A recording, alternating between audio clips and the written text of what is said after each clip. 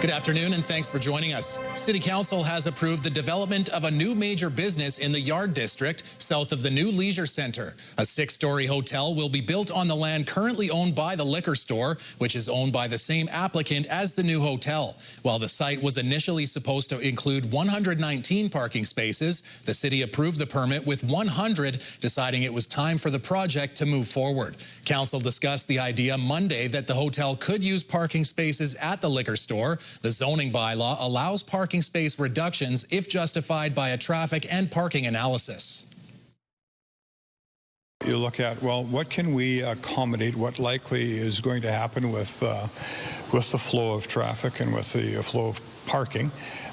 So it's a reasonably well-calculated decision that this is something we can accommodate. The city says the applicant is eager to move forward with the project. Following his trade mission to China, Premier Scott Moe met with Prime Minister Mark Carney in Ottawa today to discuss the ongoing trade dispute between Canada and China.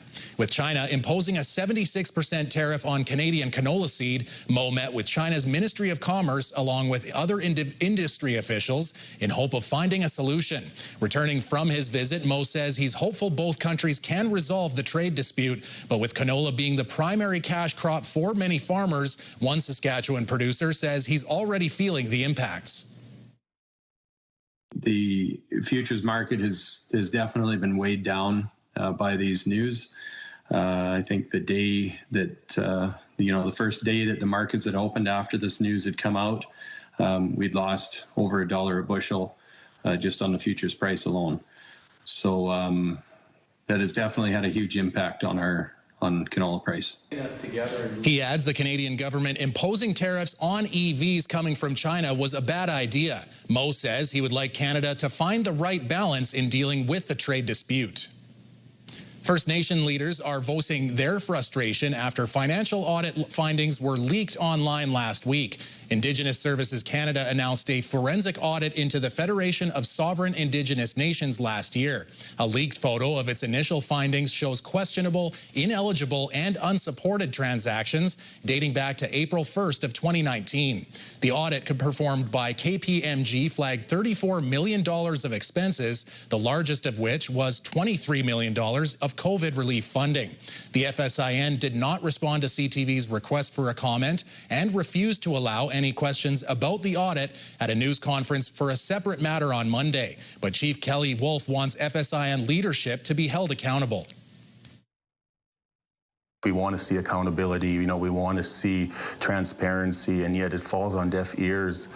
And we ask ourselves, has there ever been a financial scandal like this ever in Canada's history or Indigenous governance history? Indigenous Services Canada says a summary of the audit findings will be posted to its website and be available to the public by the end of the month.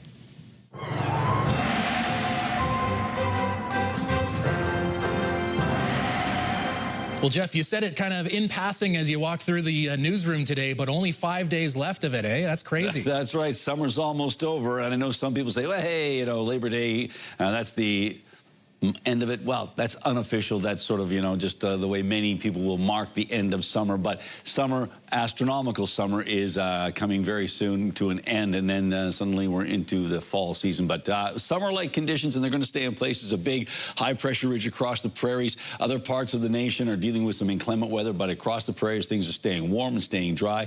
And we'll talk about that later on. The Crown has filed written arguments outlining why it believes a judge's decision in a high-profile case involving the death of a child should be overturned. On September 9th, 2021, Bailey Maurice was walking her scooter along a Saskatoon crosswalk when she was hit and killed by Taylor Kennedy's truck. During the trial, court heard at the crash scene, Kennedy told officers that she had vaped marijuana and microdosed magic mushrooms the day before. Kennedy was charged with impaired driving exceeding the prescribed blood drug concentration of THC, causing death. In December, a judge stayed the charge, ruling Kennedy was not tried within a reasonable time. The Crown is appealing that decision, arguing case complexity and court backlogs were factors in the delay. It's wanting the case to go back to trial. Meanwhile, Kennedy's lawyer says they remain confident that the Court of Appeal will uphold the judge's decision. An appealing hearing has not yet been set. RCMP have updated their investigation into the death of a woman from a gunshot wound while riding in a vehicle on Highway 39 Friday night. Another vehicle suffered damage on the same highway at the same time. RCMP say a driver of an SUV heard two loud pops that sounded like rocks hitting the windshield. The next day, they've discovered they had a flat tire. RCMP analyzed the tire yesterday and determined that it was damaged by a gunshot. It was also determined they were traveling a close distance behind the vehicle where the woman was shot, passing it on the way to Weyburn. The investigation continues. Weyburn RCMP have found the person that was impersonating a police officer on Saturday night. Around 10:40 on September 13th, a motorist was driving down a grid road near Mydale when a vehicle showed up behind them with blue and red lights flashing. The driver slowed down, but the vehicle with flashing lights sped up and fled the scene. The driver of the truck posing as a police vehicle is a youth and therefore cannot be identified. Charges have not yet been laid. RCMP are clarifying, though, this incident is not related to the September 12th shooting also on Highway 39. A Saskatoon man is facing child pornography charges following an investigation by the Saskatchewan Internet Child Exploitation Unit. A search warrant was executed at a Saskatoon home last Thursday where electronic devices were examined and seized. 24-year-old Andrew Silverquill is now charged with possession of child pornography and making it available. He appeared in court this morning on those charges. City officials and community members gathered at Saskatoon City Hall on Monday night to exchange plans and concerns regarding a new shelter. The 60-bed enhanced emergency shelter will be located on 31st Street East in Saskatoon's central industrial area. Neighborhood residents were invited to ask questions and give input on the facility. Among the comments and concerns were the facility's proximity to schools, potential for drug use, and concern that 60 beds will not be enough space. So we want people to understand that there is a lot of thought going into this and that there is a lot of planning ahead of time to make sure that this can work as well as possible in our community. And we want to understand, are we missing anything? Is there anything more we can do? No precise timeline for the completion of the facility, but Anderson says the hope is to have it operational before the closure of Saskatoon's temporary shelter next September. The Saskatchewan NDP says the province has the highest rent increase in the country for 11 straight months. The report from rentals.ca says Saskatchewan rents increased 4% compared to the rest of the country, which saw a 2.3% decline. The NDP says seniors and post-secondary students have been affected by rising rent. The party says it wants rent control implemented in the province. What I want to make sure people understand is rent control does not mean that landlords can never increase rent, because I think that's the first misconception about rent control. What it does mean is that rent can be stabilized so that tenants aren't suddenly being told their rent's going up 12% this year or 30% this year, and they're not able to afford that. In a statement, the province says one of the most effective ways to deal with rising rent is increase the supply of rental housing. It adds rent control has caused housing shortages whenever it's been implemented, de-incentivizing the building of new rental accommodations.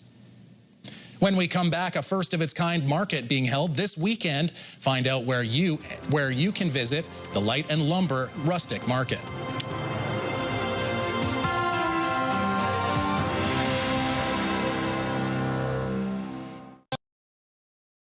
If you like knickknacks and maybe a nice way to spend your weekend, then head to Shellbrook because the Light and Lumber Rustic Market is taking place on Saturday. I'm joined by Brittany Dudka, the founder of the Light and Lumber Rustic Market, and we're, I guess, just 3 or 4 days away now. Is it getting to that kind of crazy before the storm, or have you got everything lined up already? I am a really big organizer, so I've been working on this for such a long time. So I am just kind of getting everything together. So it hasn't been too crazy, but I am very, very excited. And is this the first of its kind Light and Lumber Rustic Market taking place in Shellbrook? Is this your first take at the, or kick at the can? Yes. In February of this past year, we lost our daughter, Callie Nicole. She had a rare chromosomal abnormality called trisomy 22. So she passed away just shortly after birth. And so this is just a fundraiser to raise some money for Empty Arms as well and honor those that have suffered anywhere from early miscarriage to child loss, infant loss, and all this kind of stuff. So all part of the proceeds of the vendor fee will be going back to Empty Arms. Perfect. And so it's not just an opportunity to go and get some nice arts, crafts, food, clothing, all of those kinds of things. You're actually doing some good in your province here. So in terms of the vendors, you mentioned we're well over 50 vendors. So how many is the total right now? We have 52 vendors, which is more than double than I thought was going to happen. So this is very, very touching for me. And so then how do you manage, are we in the world now where kind of the online or the social media does a lot of that marketing for you? Or did you have to kind of go and do the hunting for, all the different local artisans in the area? I did have to do some advertising, but come next year, I don't think I'll have to do very much advertising because it's just becoming such a big thing, and it is honestly so overwhelming, the sense of community that I've been getting. It's really, really honoring. Now, one of the benefits of putting on events is you get the kind of the VIP tour or the behind the scenes tour. So you had a chance to sample a few of the products, and then I guess we won't give anybody an unfair plug, but do you have a vendor booth that will be selling things at this event? Yes, I actually have two vendor booths. One is actually, we're doing a Light and Lumber dirty soda bar. So it's just a curated menu of sodas with syrups and some creamers. And then I'm also doing another booth of my stuff, which has special leather hat patches and toques. And 10% of the proceeds from that booth is going back to Empty Arms, as well as every dollar from every drink sold at the market is going back to Empty Arms as well. This dirty soda thing, it seems to be taking off everywhere I look now. It's like they've got food trucks that are selling them. They've got people advertising. What is a dirty soda and where did it come from? What is it? Well, it came from the Secret Lives and Mormon Wives. If anybody is interested in that kind of show, it's becoming very, very popular in Canada. And it's just soda and syrups and creamers, and it's just kind of just a fancy drink, basically non-alcoholic. And yeah, I just thought it would be very much a something that can bring people in. One of those things that it takes the world by storm. When I was growing up, it was yo-yos. Everybody had to get a yo-yo. So now it seems to be dirty sodas. Well, let's get a few more of the final details. Where is it taking place? What day? What time? And if anyone's looking for information, where would they go?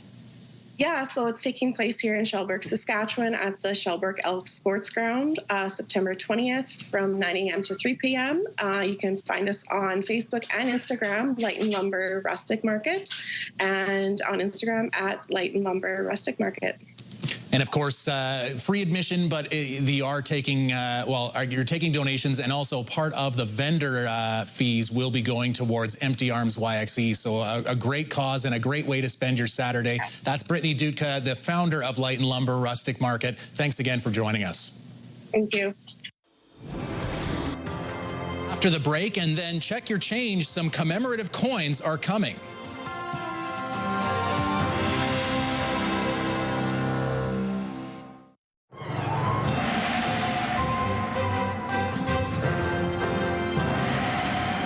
So, Jeff, as you mentioned, or I guess declared, the end of summer is near. Does that mean I should be putting up all my Halloween decorations and getting ready for Christmas? Or before we get to that, what kind of weather are we going to have? Slow down. Yeah, no, we've got ourselves some warm conditions that are going to linger through the weekend into next week. I don't see a lot in the way of active weather in the forecast for the province, and that includes Prince Albert and points north in the Lakeland region.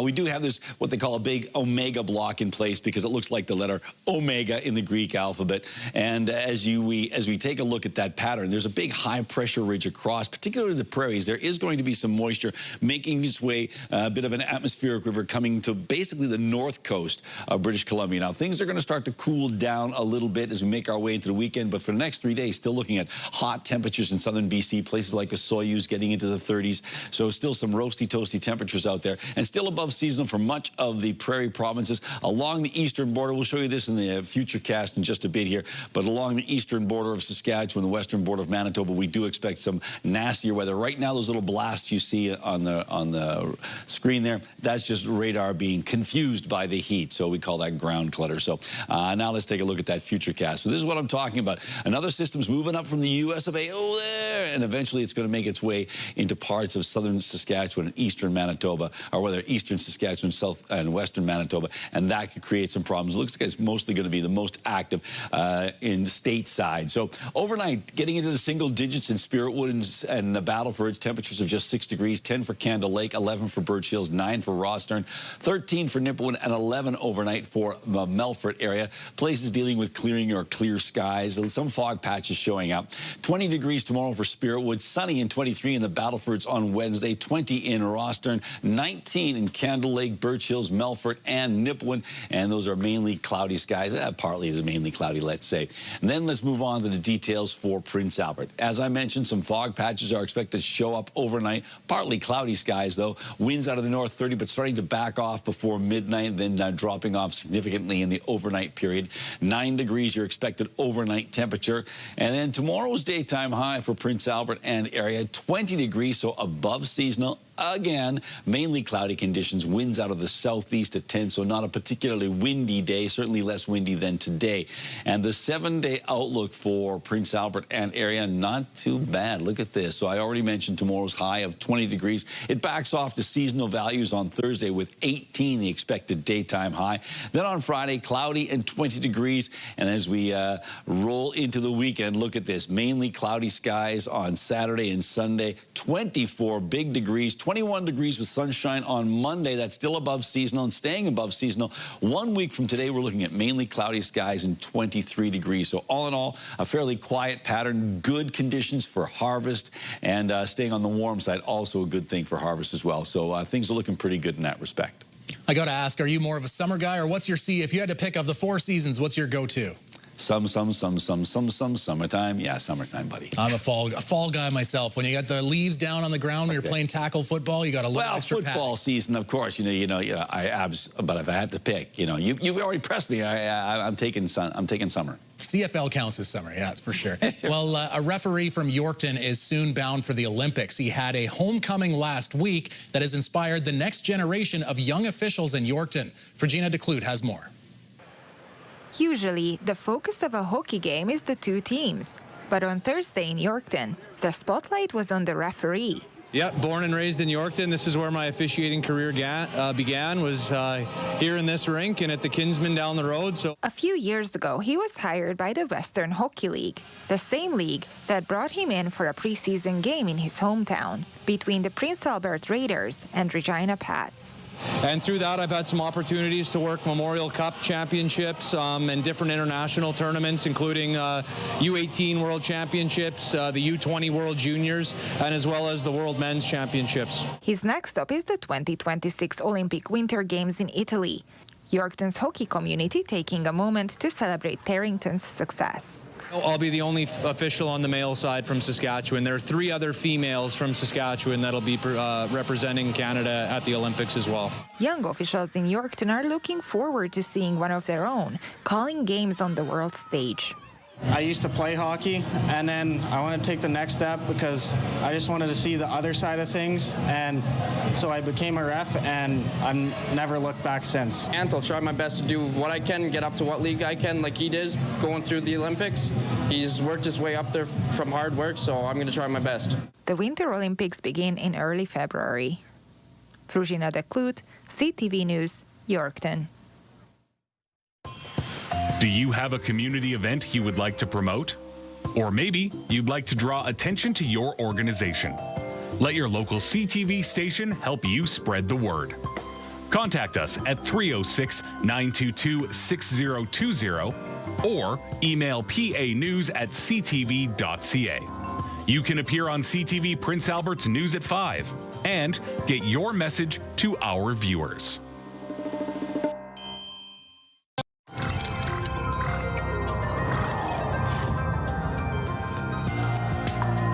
Newborn babies in Saskatchewan will soon have the option for an extra layer of defense before even going home. The province of Saskatchewan is joining others in offering a new vaccine for RSV. It's one of the most common reasons babies are hospitalized in winter, resulting in bronchiolitis or pneumonia. The new initiative is offered free of charge with parental consent. It's available at 17 locations where babies are born in the province from October 1st until March. Saskatchewan's head of pediatrics says it's an important step in reducing the number of babies in hospital during RSV season.